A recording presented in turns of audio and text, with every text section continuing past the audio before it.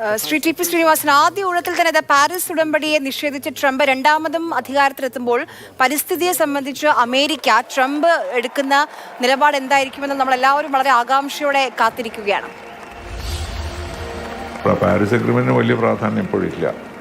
അപ്പോൾ ഇപ്പോൾ ഉള്ളത് ഈ പുതിയതായിട്ടുള്ള വർഷങ്ങൾ തീരുമാനിച്ച് കാർബൺ ഡയോക്സൈഡിൻ്റെ എമിഷൻ കുറയ്ക്കുക, എന്നിട്ട് ന്യൂട്രലാക്കുക എന്നുള്ളതാണ്.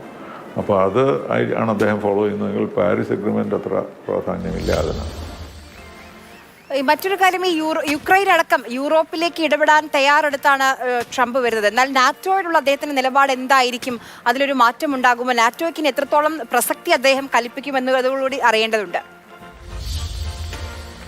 കഴിഞ്ഞ തവണ അവരെല്ലാം അതിശയിപ്പിച്ചത് അദ്ദേഹം പറഞ്ഞത് അമേരിക്ക ഈ നേറ്റോയുടെ പണമെല്ലാം ചിലവാക്കേണ്ട ആവശ്യമില്ല, നേറ്റോ തന്നെ കുറേയൊക്കെ ചിലവാക്കണം എന്നുള്ളതായിരുന്നു അദ്ദേഹത്തിന്. അത് നേറ്റോയ്ക്കൊട്ടും താല്പര്യമില്ലായിരുന്നു. പക്ഷേ അദ്ദേഹം പോയി കഴിഞ്ഞിട്ടും അവർ നേറ്റോ കൂടുതൽ ശക്തിപ്പെടുത്തുകയും അമേരിക്കയിൽ നിന്ന് പണം വാങ്ങുന്നതിനേക്കാളും അവരവരുടെ പണം തന്നെ ചിലവാക്കാനായിട്ട് തീരുമാനിക്കുകയും ചെയ്തിട്ടുണ്ട്. പക്ഷേ അത് കൂടെ അദ്ദേഹം ശ്രദ്ധിക്കും. പക്ഷേ അത് ഉപയോഗിച്ചായിരിക്കും ഈ യുദ്ധം അവസാനിപ്പിക്കുക. അപ്പം നേറ്റോ യുക്രൈനിൽ ഇത്രയധികം ഇൻവോൾവ്മെൻ്റ് അല്ലെങ്കിൽ യുദ്ധം തന്നെ തീർന്നു പോകല്ലോ. അപ്പോൾ അതുകൊണ്ട് അതുവഴിയായിരിക്കും അദ്ദേഹം ശ്രമിക്കുക എന്ന് തോന്നുന്നു. കാരണം യുക്രൈൻ നേറ്റോയോടുള്ള സപ്പോർട്ട് അല്ലെങ്കിൽ അമേരിക്കയുടെ പണം അല്ലെങ്കിൽ അമേരിക്ക നൽകുന്ന ആയുധങ്ങൾ ഒക്കെ നിർത്തുകയാണെങ്കിൽ യുക്രൈൻ ഒരു യുദ്ധം നടത്താൻ കഴിയുകയില്ല. അതായിരിക്കും അദ്ദേഹം ചെയ്യുന്നതെന്ന് തോന്നുന്നു. ശരി, വളരെയധികം നന്ദി ശ്രീ ടി പി ശ്രീനിവാസൻ നമ്മളോട് സംസാരിച്ചതിന്, അതിഥിയായി എത്തിയതിന്. എന്തായാലും അമേരിക്കയുടെ 47ാം പ്രസിഡന്റായി ഡൊണാൾഡ് ട്രംപ് എത്തുകയാണ്. ആദ്യ പ്രസംഗത്തിൽ തന്നെ എന്തായിരിക്കും അദ്ദേഹത്തിന്റെ നിലപാട് എന്ന് വ്യക്തമാക്കുക. Make America great again, better again എന്നുള്ളതാണ് അദ്ദേഹം സ്വീകരിച്ചിരിക്കുന്ന ഒരു നിലപാട്. ഇനി വരും ദിവസങ്ങളിൽ എങ്ങനെയായിരിക്കും, എന്തൊക്കെ മാറ്റങ്ങൾ അദ്ദേഹം കൊണ്ടുവരാൻ പോകുന്നു എന്നുള്ളതാണ് അറിയേണ്ടത്. ജിജിൻ, ഒരുപക്ഷെ ലോകം ഏറ്റവും കൂടുതൽ ഇപ്പോൾ സംസാരിക്കുന്ന ഒരു കാര്യം ആണും പെണ്ണും, അത് മാത്രമല്ല ആ രണ്ട് ജെൻഡറിനപ്പുറം കുറേ ബൈനറികൾ നമുക്കിടയിലുണ്ട്. അതിൽ ട്രാൻസ്ജെൻഡേഴ്സ് മാത്രം ഒതുങ്ങുന്നില്ല, അതിലപ്പുറമുള്ള LGBTQ എന്ന് പറഞ്ഞ് അങ്ങ് നീണ്ടു പോകുന്ന പല ബൈനറികളെയും നമ്മൾ അഡ്രസ്സ് ചെയ്ത് വരികയാണ് ലോകം. അപ്പോൾ അവിടെയാണ്, ആ ഘട്ടത്തിലാണ് ട്രംപ് വന്ന് ആണും പെണ്ണും മാത്രമേ ഉള്ളൂ എന്ന് അങ്ങ് പ്രഖ്യാപിക്കുന്നത്.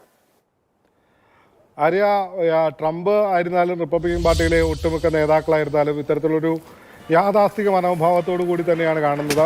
ഈ ട്രംപിൻ്റെ തെരഞ്ഞെടുപ്പ് പ്രചാരണത്തിലൊക്കെ നമ്മൾ കേട്ടതാണ്, കമലാ ഹാരിസിനെ പേരെടുത്തുകൊണ്ട് തന്നെ വിമർശിച്ചുകൊണ്ട് പെണ്ണായിപ്പോയി എന്നതിൻ്റെ പേരിൽ പെണ്ണായിപ്പോയി അല്ല, അങ്ങനത്തെ തരത്തിലുള്ള വിമർശനങ്ങൾ പരിഹാസങ്ങളും ഒക്കെ നടത്തിയതാണ്. JD വാൻസ്, ട്രംപിൻ്റെ വൈസ് പ്രസിഡൻ്റായി ചുമതലയേറ്റ 40 വയസ്സുകാരൻ JD വാൻസ് പോലും അത്തരത്തിലുള്ളൊരു മോശമായ രീതിയിലുള്ള പരാമർശം നടത്തിയിരുന്നു. അതിൽ ട്രംപിൻ്റെ ഭാഗത്ത് നിന്ന് ഇവിടെ പ്രസിഡൻ്റായി സ്ഥാനമേൽക്കുമ്പോഴും ഇത്തരത്തിലൊരു പ്രഖ്യാപനം നടത്തുമെന്ന സംശയമായിരുന്നു. ഒരുപക്ഷെ അമേരിക്കക്കാരെ സംബന്ധിച്ച് ഇതൊരു വലിയ അത്ഭുതമൊന്നും ഉണ്ടാകാത്ത കാര്യമായിരിക്കും. നമ്മളെ സംബന്ധിച്ച്, നമ്മൾ കേരളത്തിൽ നിന്ന് നോക്കുമ്പോൾ ഇത്തരത്തിൽ ഒരു പ്രഖ്യാപനം നടത്തുമ്പോൾ നമുക്കൊരു ആശങ്കയുണ്ടാകും, അല്ലെങ്കിൽ ഒരു ഇങ്ങനെയൊക്കെ ഒരു പ്രസിഡന്റ് പറയുമോ എന്നൊരു ആശ്ചര്യം തോന്നും. ട്രംപ് അതും പറയും, അതിനപ്പുറവും പറയുമെന്ന് നമ്മൾ മനസ്സിലാക്കേണ്ടിയിരിക്കുന്നു. അല്ലെങ്കിൽ ഇനി വരുന്ന ദിവസങ്ങളിൽ ഇതിനും അപ്പുറത്തേക്കുള്ള ട്രംപിനെ കാണേണ്ടിയിരിക്കുന്നു. അതിന് മാത്രമുള്ള കരുത്ത് ട്രംപിന് ആയിക്കഴിഞ്ഞു. ട്രംപിനെ സംബന്ധിച്ച് ഈ ഒരു മത്സര ഇനങ്ങളിൽ മറ്റേ ട്രാൻസ്ജെൻഡർ കമ്മ്യൂണിറ്റിയിൽ നിന്നുള്ള ആളുകൾ പാടില്ല എന്നൊരു നിലപാട് നേരത്തെ തന്നെ ട്രംപ് മുന്നോട്ട് വെച്ചിരുന്നു.